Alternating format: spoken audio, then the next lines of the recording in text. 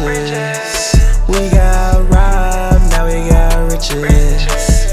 Welcome to another episode of Rob to Riches. And today we have the funniest homegirl I know, which is Liz, the biggest, baddest CFO, financial everything in the game. What's going on, sis? Sis, it's the intro for me, though. It's the intro. You know, I love you to life for that. I know you would do it for me, so I had to give it to you big one time. Already. You know, I see you. Bosses always see each Period. other. How did we meet?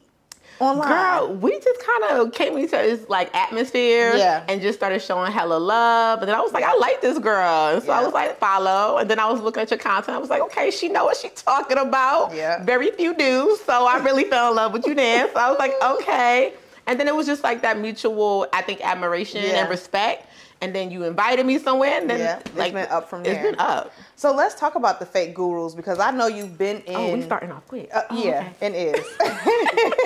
I know you've been in, you know, the masterminds. I know you've been in the mentorships. I know you've been in, you know, all the places. You know, you've really spent time to invest in yourself. So and a lot of money. Yeah, I want to know: is it all hype, or is it really worth it? You coming out the box with a great question. I appreciate it. For me. Okay. And I like to speak for me. I'm the type of person where I like to tell people no one has a monopoly on wisdom. But I'm going to give you the game as I got the game. I think there's a lot of hype. Okay. I think there's a lot of ways to connect with really dope people that don't mean you guys spend hundreds of thousands of dollars like I did. Because what you could be doing is paying to get into rooms of people who are so jealous of you and don't have a spirit of collaboration. You're actually paying to have your peace disrupted. And when you don't have peace, you will never succeed. I don't care what it is that you're trying to do, right? So true story is I spent over, 6 figures to walk in a couple of rooms because I had made it, right? I made my 7 figures and I was like, you know what? I need to get around those who are they're at that next level, because I'm thinking when you're at the next level, you don't put petty behind you. Yeah. You don't put, the crab in the barrel mentality behind you. But that's not always the case, because there's a lot of unhappy people who got money now. Absolutely. Because it's very easy to make money now. Yeah. So it's like, okay, you get in a room with people and you're like, dang, I want to collaborate. I got respect for you. But they see you like, you a threat. And you don't even know that, because you still thinking like, I'm just coming up. Like, money don't make you. Right. Money is a tool, it's a resource. But I still have yet to feel like I've arrived. Like, that's why when I walk in the room, it's like, you could approach me all day, everything. I'm nobody special. Like, my bank account don't change me. Like, I'm still grinding like you. I'm still, on the journey like you. That part. But I got in a room with a lot of people who just felt like they was like these celebrities because they followers. And it was like, well, she ain't got no followers. But every time I open up my mouth, the room is commanded. Right? And they didn't like that. They was like, wait a minute. Who do she think she is? Right. She speak what fluently? Right. And it was that kind of energy that kind of threw me off. And it was so disheartening. Because it was like, I would have never paid that kind of money to get in a room that made me feel like I'm somewhere tolerated and not celebrated. Because I walk in the rooms that I'm celebrated every single day. Right. And they pay me to show up. Hello. So to pay to get in a room where it's like, dang, this is the energy we on? Right. We in the high school cliquish. Like, that's what we doing? It was a little disappointing. For me, I would say go to your local, chambers of commerce. Right. Right? Find those real professionals who not clout chasing. Right. They just really do what they do in real life, and they want to see you win. Right. Because they really understand what the journey took, right? And guess what? Those spaces don't cost $50,000 plus to be in. It might cost you $2,000 a year, $3,000 a year. Now I pay for memberships at like country clubs, Right. business social clubs, because I have an outward personality anyway, and I'm always able to attract the right people for me. I just need to be in the right rooms. And the right rooms do not always mean the guru rooms. Yeah. So after spending 6 figures on mentorship and feeling like you were in a room where you were only tolerated and you weren't able to elevate, would you recommend people to still get a mentor? Is that something that you... Absolutely. Yeah, just not the clout chaser mentor. Listen, if your mentor has to pull you in with the things they have versus the expertise they have, I don't really think that's a mentor. I think that's a multi-level marketer. Let me be clear. Because see, my receipts are what I've really done in real life. Like, you can check my LinkedIn, you can check my recommendations, you can check who I'm connected to. Like, in real life, that's what makes me a great mentor for someone. Right. Not the Lambo, not the rented items that make me look special, right? But the real fact that I've done a couple of million in revenue and I was able to actually blueprint it and help a lot of other people do it. Right. No, I believe that too, because I know on social media, it's gotten very much lifestyle marketing to be able to teach you how to make money. And to be honest, for me, if you're not making over $20 million and the lifestyle that they're showing looks like it costs $2, $3, $4, $5 million, you know, to be private jetting and doing the whole thing, I'm like, you might not be that good at money managing. Sis, if you can't take a year off from selling people products and still live your life, you probably are living outside of your means. Like, we get so enticed by people that honestly, if they stop selling you stuff, you wouldn't be impressed with them any longer because they wouldn't be able to keep the facade up, right? As quick as it's coming in is as quick as it's going out. I'm not impressed by that. Like, you're living way above your means. I'm sorry if you don't have the pink slip, okay, to the car. I'm really not that impressed. I know a lot of people who could put $10,000 down and go say they got the ghost, or put $10,000 down, because we all know the credit game now, right? And so once we have finessed that part, it's really easy to look rich. Yeah. But I'm really impressed with the people who are straight up wealthy. Right. Like, they could take years off and their lifestyle would never change. Right. Their kids are going to be thanking them. That part. So what is a good way to build a wealthy lifestyle for like new entrepreneurs who are getting in the game? Because I know you're starting a new business. So what's the wealth strategy with that business? Let's go there. Thanks for tuning into this episode of Rob to Riches. If you're enjoying this speaker on this episode, you can learn from them inside of our mentorship program for women entrepreneurs. You can join today for only $7 for 30 days full access. Just go to our website, www.pinkprintfirm.com. Use the code TRIAL at checkout to join now. The link will be in the description box for you to join today. I mean, I always believe you have to make the money first. Don't be out here trying to look like you got the money. Be okay growing in silence. Be okay building in silence. I tell people, when you see me less, I'm doing way more. Period. Because I can't be trying to entertain you while I need to build something for me. You get what I'm saying? I mean, those people who look like that, that's their job. It's to entertain you. They get paid for when you click on their pictures. They get paid for all. That's really their job. Whatever they say they're doing, they really ain't doing as much as that. For me, I get to the money. I reverse engineer it. Whatever business it is. Okay, Liz, what do you want out of this business? What is your expectation? I think a lot of people create businesses and have no expectations of what successful looks like. So how do you define it when you get there? For me, is I want to make at least $100,000 in the first 3 months. Okay. Proof of concept, right? If I can do that, all right, now it's nothing for me to say I should be able to make 1.5, right? Because I have a plan. These are not numbers I'm pulling out the sky. I have priced my items and or services to the point where I know exactly how many people need to buy whatever my product and or service is to get me to my revenue goal, which then lets me know that I now have a successful business. That part. Facts, Right. Numbers, key performance indicators. Right. Real business terms. Like, you know what I'm saying? Like, yeah. Okay, so what does it look like for a person like you who's building wealth? Are you building a family right now? Is that a part of your strategy? so real talk, I waited to build a family. It was very strategic for me. And I love to see the women who are doing it simultaneously. Yeah. I think those are the sheroes of the game, because that is no easy feat. But for me, I said, Liz, I want to be my last name's legacy changer.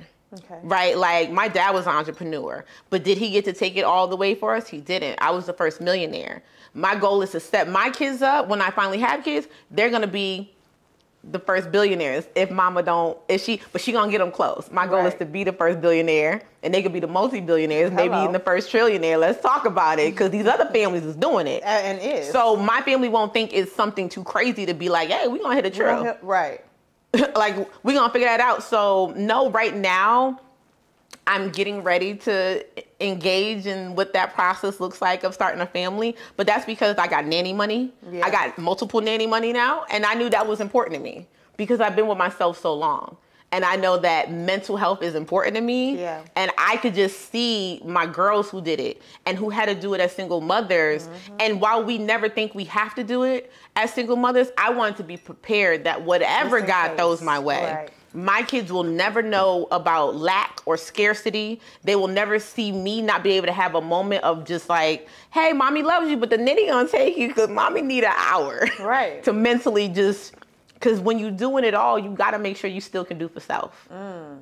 That's so true. And I just wanted to make sure I was always prepared to love and have a family, a healthy family, but never lose myself. Yeah. As a woman, that's important. No, I agree. That's part of my strategy too, is like starting when I'm actually ready to start, you know? Absolutely. Instead of just being caught off guard and be like, I'm starting either because I'm just falling in love and I'm drunk in love. Baby. You know? Because them drunken love nights. Baby. You ever had a drunken love night? Well, you ain't lived until you had a couple.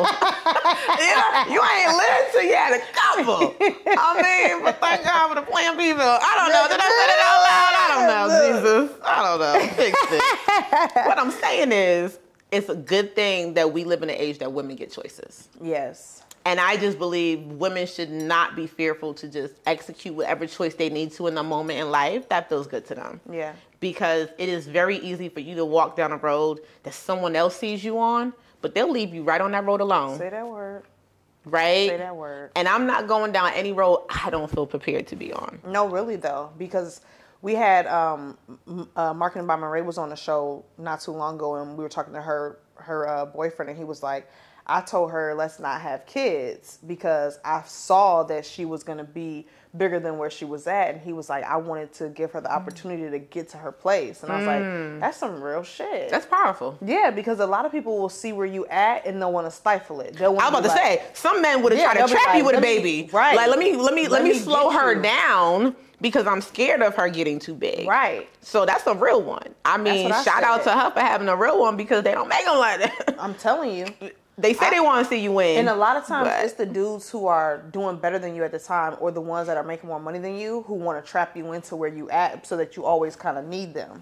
Listen, I like to tell this story because I need people to understand. I done turned down a few rings before I actually accepted one, right? And my first ring offer came when I was literally graduating high school, and I had a guy, he was in the Army at the time, and he took me to a jewelry store. We went to the biggest carats that they had, and he said, you could have any ring you want, but I want you pregnant and I want you barefoot. Mm-hmm. Baby, I knew I wasn't even 18 yet. I was like, sir, no, sir, and no, sir. I'm just not her, right? Like, for some women, that would have been the best thing to happen to them. But I always knew that I was a girl who was going to get it on my own. And the man that I wanted to be with was going to respect that, make space for me to do it, champion me to do it. Amen. And when I was ready, I'll be pregnant and barefoot for you. But baby, when I get there, legacy is built. I'm going to be able to be the PTA mom I want to be because I'm trying to pop out, you know what I'm saying, and the Versace at the PTA, like, don't play with my kids. So when I get there, you know. So since everything has happened with the mentorships and feeling, did you feel robbed? Is that there's some smoke coming. Let me just say it. Is that comfortable to say that you felt robbed? Yeah. No, I definitely got robbed in one situation where I got no delivery and... Okay, you gotta tell us the full story. Because this is Robbed to Riches. Oh, this is Robbed to Riches. So if you got robbed, hit me up to come on the show. Well, you know what? Honestly, I think this is the perfect place. So I definitely got robbed by one of the fake gurus out here who uses religion to trick you into coming and feeling comfortable with them. And I thought because it was an older gentleman that he really was about what he was teaching. And he had a lot of the bigger gurus within the camp, and I fell victim to it. I won't even hold you because, you know, it's really easy Especially when you done bought into one person. Yeah. And they like, yeah, that's the dude. This the dude that put me on. Yeah. So I'm like, oh, if he put you on, I gotta go to source. Like, and I got the bag. Let me run the bag to source. And okay. So we're talking about a man guru. Yeah. This is a man guru. And the reason why I'm holding out the name is because there will be legal action coming through the pipeline. So I want them to feel safe, but I know he gonna watch this, and I know his little goons are gonna watch this, and I know they're gonna run it to him.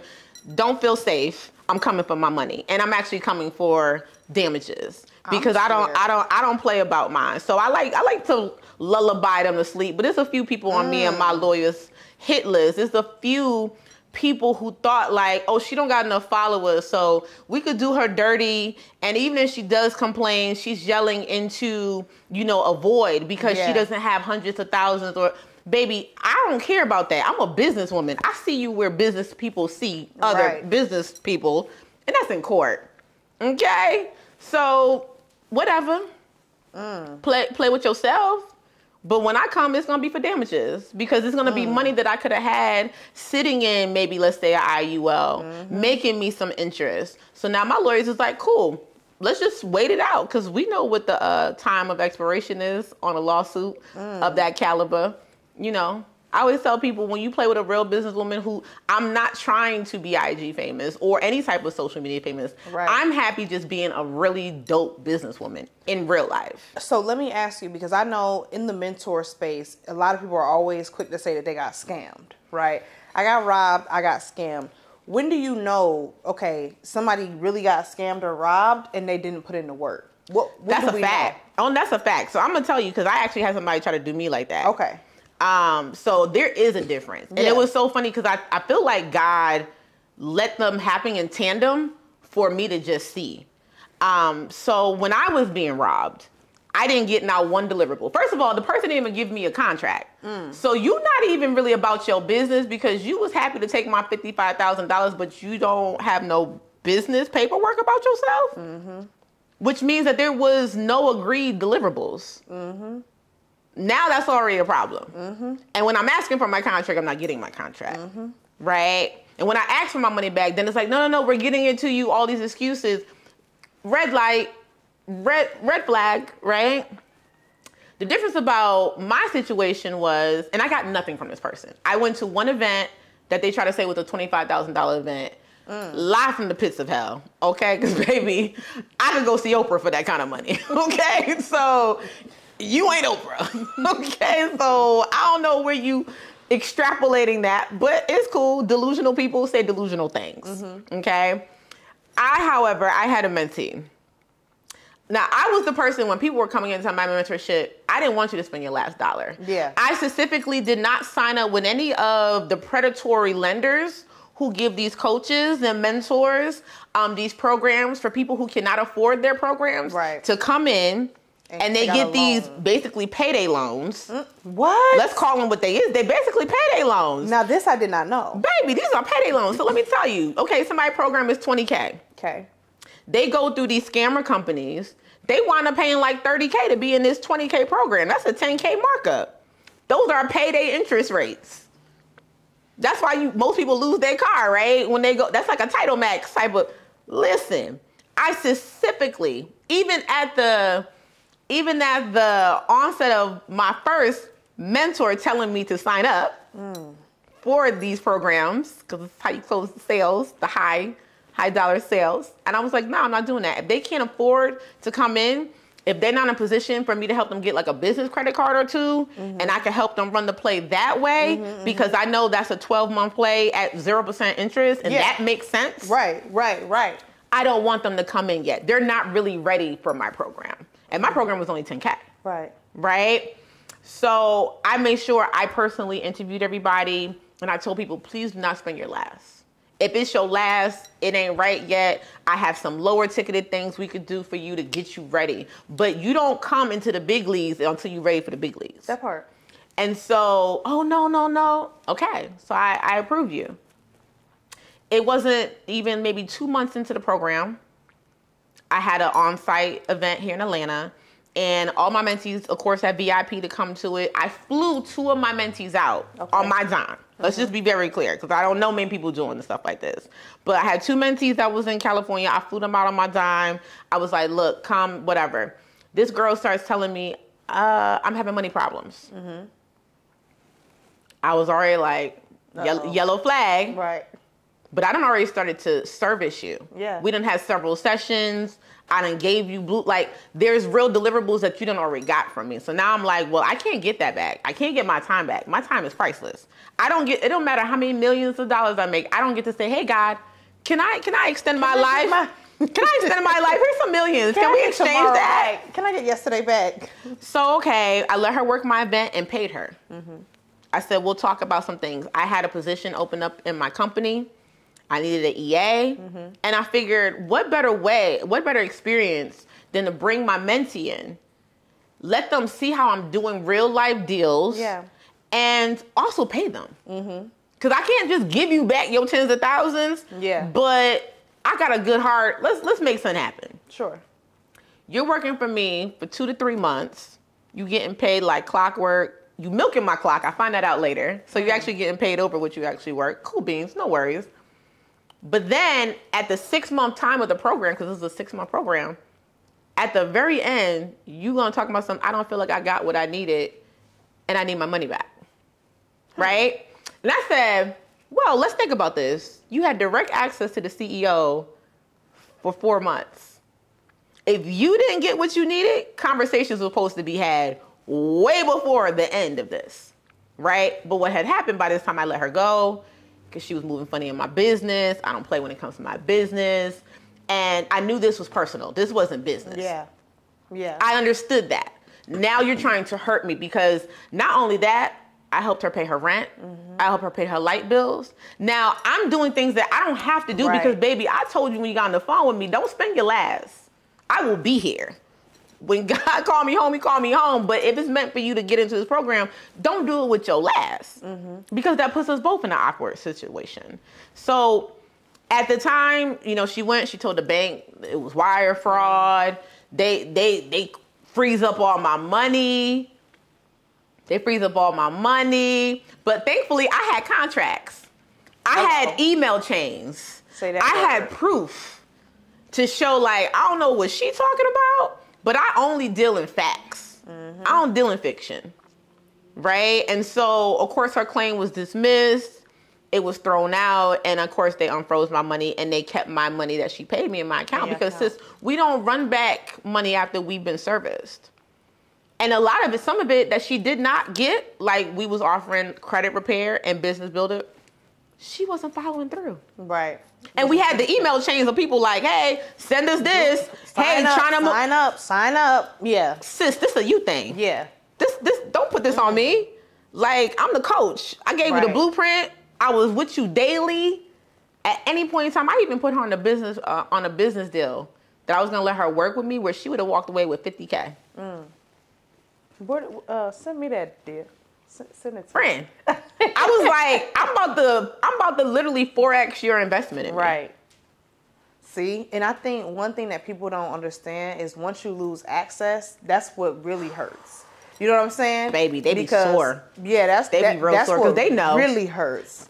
Because now you could never come eat with me ever again. Baby, you block on every platform, and never ever, because I'm the type of person, I am a good person, like through and through. Like, I'm not a perfect person. Yeah. That's a difference. But I'm a good person. Right. So when you put the knife in my bag, you only get that one time. Right. Because I'm going to reach around, I'm going to pull it out, I'm going to lick my wounds, and I'm going to keep going. Right. But I promise you'll never get a chance to play with me like that again. What are you doing now to do due diligence for either clients or mentors? Like, what does that process look like now? So I'll be honest with you, I did the mentorship thing one time. I don't believe that's me. I'm a strategist and a consultant. I like to deal with clients who, first of all, are coming to the table. They're somewhat established. I don't deal with like newbies. I'm 19 years in the game. Yeah. You get what I'm saying? Like, I'm a professor in college now. Yeah. That's where I'm at. I don't see me going to pre-K and be like, I got to hold you. Because it's a different level of accountability of people who get themselves to their doctorate level, that they understand this is a me thing. I got to put the work in. Then the pre-K babies, I need somebody to hold my hand. No shade. Yeah. Because we've been there, but I'm not built for that. Yeah. So I do consulting now, strictly. Okay. Like you can come in, I will, do a blueprint, a map out, we'll figure that part out, and then we're gonna run the play. Right. But it's on you to handle your work and do the deliverables.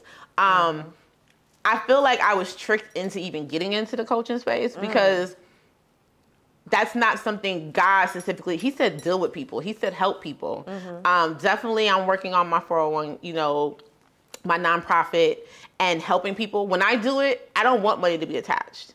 Like I want to just be able to say, hey, I'm going to let the government pay me to teach y'all this financial fluency and put y'all on to certain things and level you up. And then you're in a position where you want to become my client over here to do some stuff. You're positioned. Right. You're ready. Right. But I don't feel good. I think there's too many people already pillaging our community right now. There's too many people charging way too much, delivering way too little.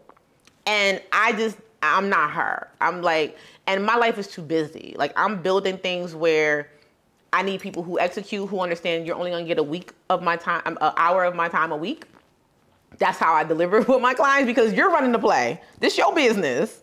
Mama can't come and run your business too. Like, even as a CFO, like I signed up to be, people sign up to be, have me as a CFO.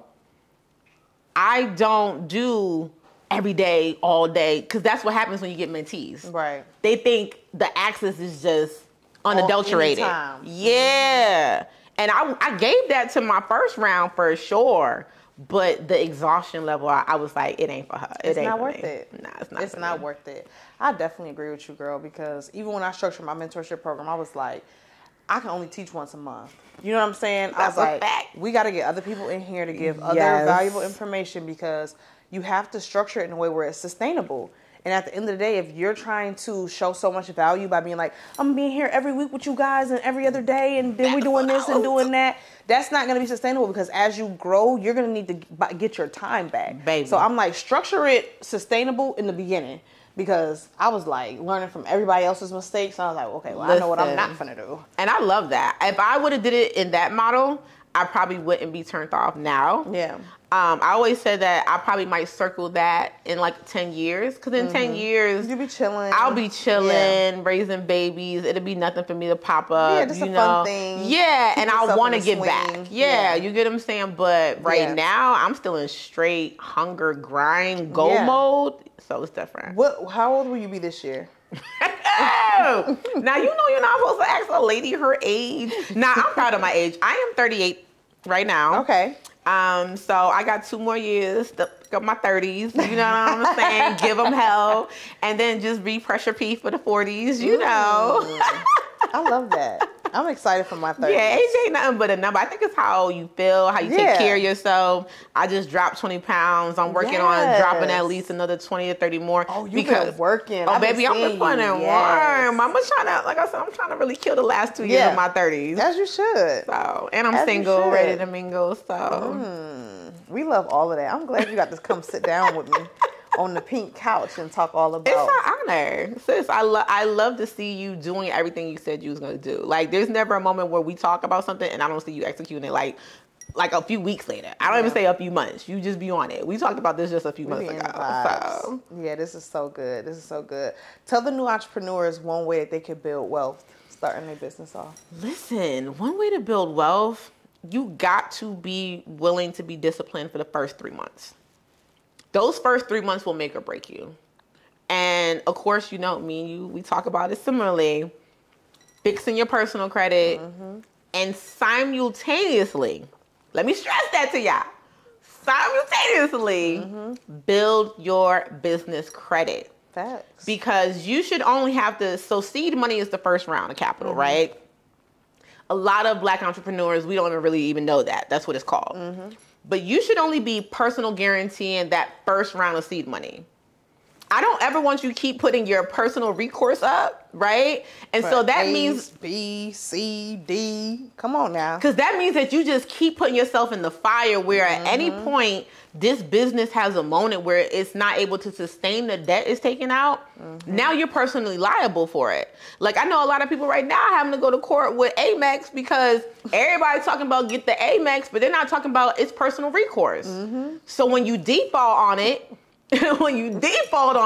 they coming for you in personal court. Now you might have to go bankrupt. Because you didn't come see Liz and you didn't structure out your LLC right. You didn't really like move the way you needed to move to protect yourself. And now you're in a position where businesses fail.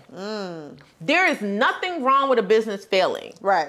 Sometimes you're going to fail multiple times. Before I hit my first milli, I went through a few different iterations of the business I thought I wanted. Yeah.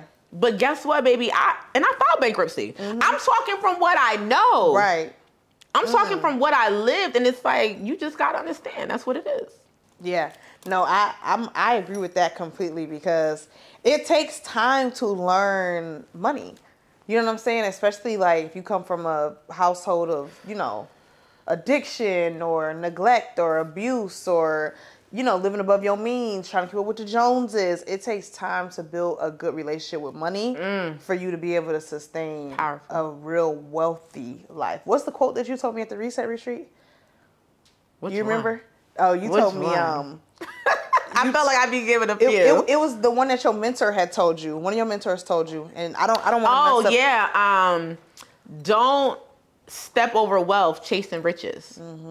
And I think that's something, and I'm glad you brought that up because that is a good one. Like, yeah, that is. And I didn't know at first what he was talking about until I went through that whole year of these masterminds, and I fumbled a bag. Like I lost $500,000. I lost $500,000. That is $500,000 for everybody. Listen, that hurts. That is painful. And it definitely is painful for someone who, like, I speak money fluently. Well, then how you taking a loss, sis? Pump your brakes. I'm human. Don't judge me. But I had to experience it. Right. Because I didn't, that year, so much was going on. I'm going through a separation. Mentally, I wasn't in a good place. And then being in those rooms kind of heightened it and elevated it. And so there was days where it was like, I'm not showing up to work. I'm not. Matter of fact, just shut it all down for a while. Matter of fact, I'm just going to spend a lot of money and take crazy trips. And I'm going to spend a lot of money because at the end of the day, anyone can have a moment where they're not being disciplined with their money habits. Absolutely. Anybody. Yeah. And so I had to even check myself and say, Liz, you know what?